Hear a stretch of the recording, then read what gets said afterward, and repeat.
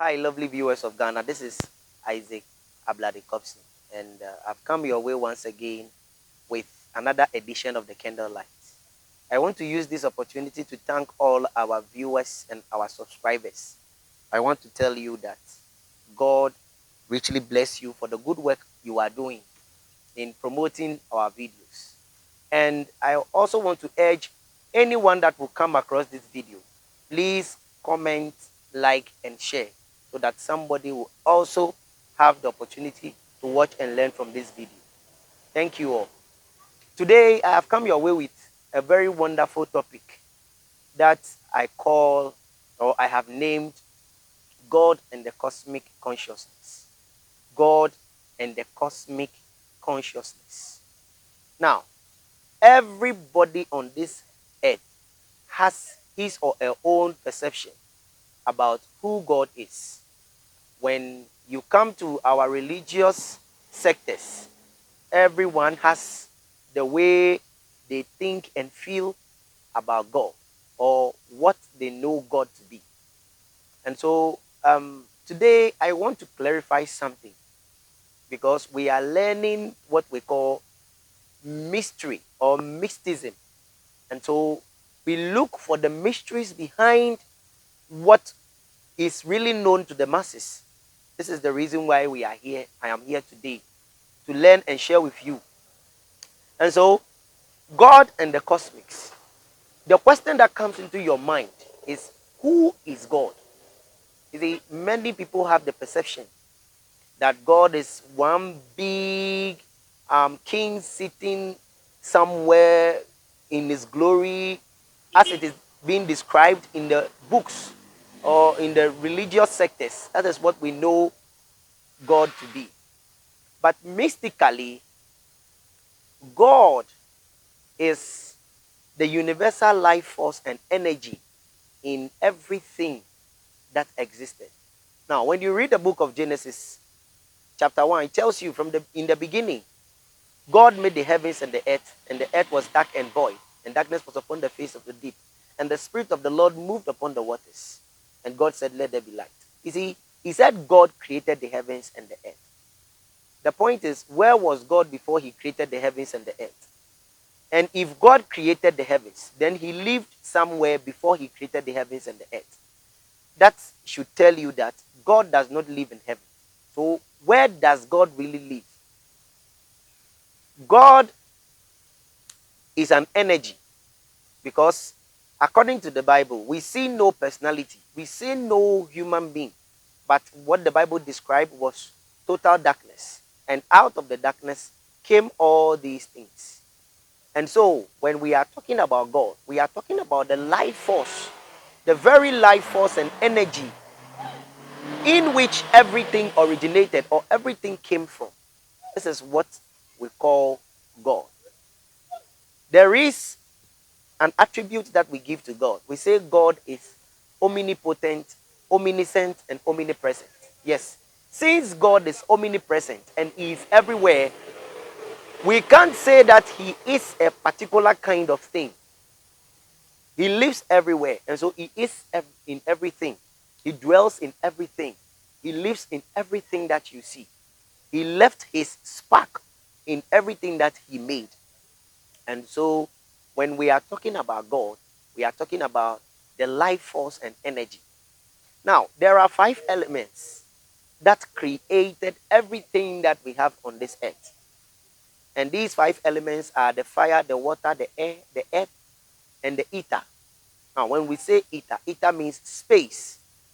When we say ether, ether means spirit or pneuma or infinity. That is what we call it. And from the ether came all that existed. And the ether is called nothingness. And the nothingness is what we call energy. Now, when we come to science, we say matter. It is anything that has weight and can occupy space. So this is what we call God, the universal life force and energy in which everything existed or everything originated from. This is what we call the God, or we call the consciousness of God or God. So, when we say the cosmic consciousness, or when we are talking about the cosmic consciousness, what do we mean? Now, the cosmic consciousness is a set of rules and regulations that is being laid down by this universal life force and energy that we call God. The universal laws, rules, and regulations that are being laid down by this universal life force and energy is what we call the cosmic consciousness.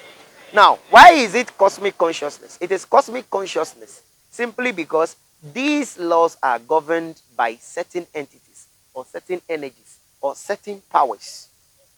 And so, few examples of these laws are the law of causes and effect. The law of causes and effect is a law that says that everything that happens has a cause and has an effect. Everything that happens has a source, has a reason why it happens.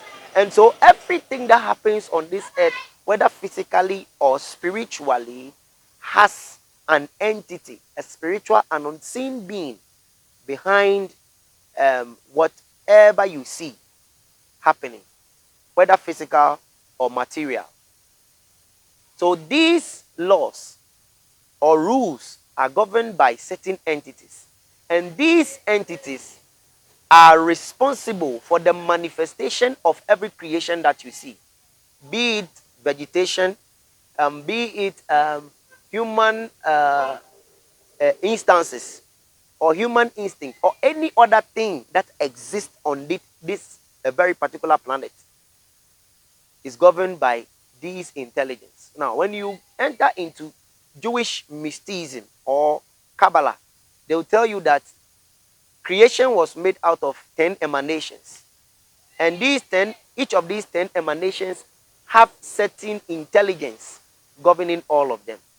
And so this is what is happening to all creations. So this cosmic consciousness, or these laws, or these entities behind the laws, or these energies enforcing the laws, are responsible for the things that we see around. I hope from the day you were born, you knew the air was blowing and it has never stopped blowing. It means there is an entity responsible for the air that is blowing. You see the sun shining up there. There is an entity responsible for the sun. You see the rains come. There is an entity responsible for the rain. Everything that you see around your life, including your own self, there is an entity behind it. These entities are here to help humanity and to keep natural things alive, to still exist and maintain the life force and energy within them. And so when we are talking about God and the cosmic consciousness, we are talking about the universal life force and energy and how it operates or it rules the universe. When man becomes aware of these laws and man begins to walk according to these laws, we say man has entered into perfection and man has entered into harmony with the cosmics. Man has entered into perfection and he has entered into harmony with the cosmics. Why? Because these laws governs everything that you see. From atomic level to subatomic level to even the indivisible atomic level. It operates everything that you see on earth here. And so, as humans, we have to be aware of God and how the cosmic works. So I'll mention a few of the laws so that you will know and understand what they really mean. Now, we have what we call the law of reincarnation. You see, the law of reincarnation is a law that states that everything comes and goes. Everything that you see around you goes through a particular cycle. and repeat itself all the time. This is the reason why all the things you see around you keep existing. Now, let's take for instance, you put a grain of maize or a seed of maize in the ground. This small seed you put in the ground goes through a process, comes out as a maize plant, and then you see a lot of maize on it. This is telling you, is giving you the idea of reincarnation. And so this law is there that every human being or every living thing will go and come until they attain perfection. The reason is we are on this earth to attain perfection. We are on this earth to become perfect beings. And so this is the reason for the reincarnation. We come to this earth with a mission. Yet, when we are not able to fulfill the mission, we leave, we go, and then we come back again to continue with this mission. So this is what we call the law of reincarnation. And we have what we call the law of balance. The law of balance states that everything should be in equilibrium. So it says that to every action, there is an opposite and equal reaction. Yes. So whatever you do, or whatever you say, or whatever that move that you make, everything must be in proportion. Now, when you look around you, or you look in this world, you look into this world, you will see that the earth is made up of 75% of water and 25% of earth. It tells you that there is more water on earth than any other place. And so, this is how the earth harmonizes. You see, the sun rules for 12 hours and the moon rules for 12 hours.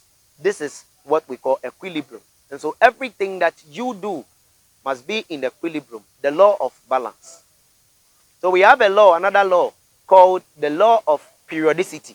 The law of periodicity states that everything that you do or everything that exists in this universe has a time, has a timing on its own. Now, when you look into the galaxy, it tells you that it takes 365 days for the earth to go completely around the sun.